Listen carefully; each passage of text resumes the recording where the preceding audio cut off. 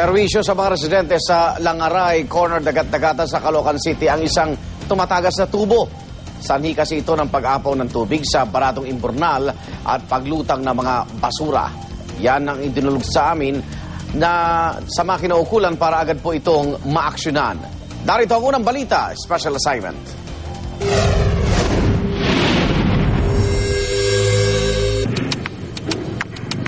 Ang Langaray, Corner, Dagat-Dagatan, Caloocan, hindi nauubusan ng tubig. Pero hindi raw ito nakakatuwa para sa mga residente.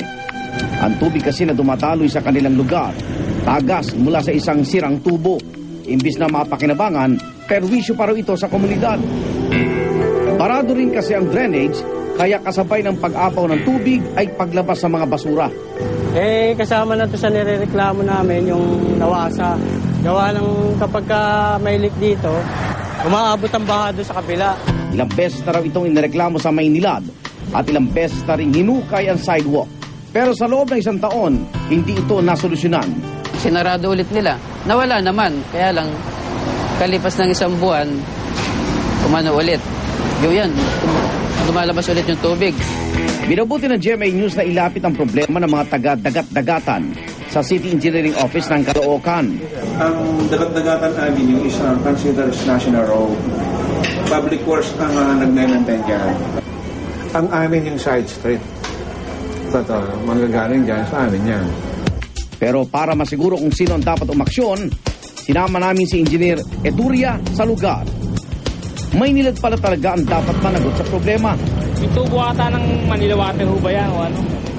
Leak ng parang fresh water yun from Nawasa or Maynilad.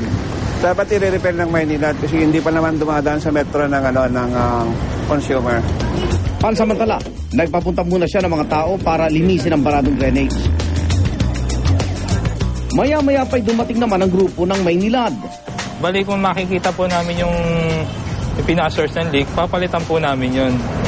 The usual po, pagka talaga sobrang luma na yung tubo, pinapalitan na po namin ng buo.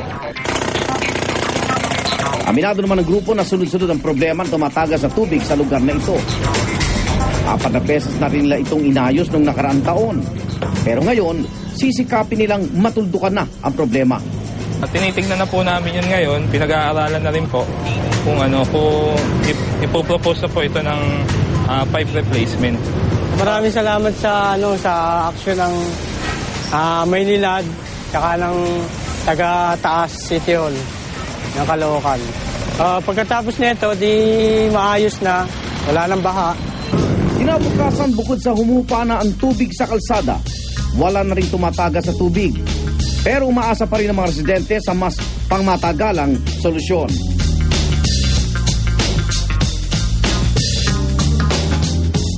Hangad po naming di lamang mag-iuna sa balita, kundi pati maging una sa solusyon. Kung may problema kayo sa komunidad na nais niyong bigyan ng solusyon, maaari po kayo mag-email sa unang hirit o di kayo mag-post sa aming Facebook page.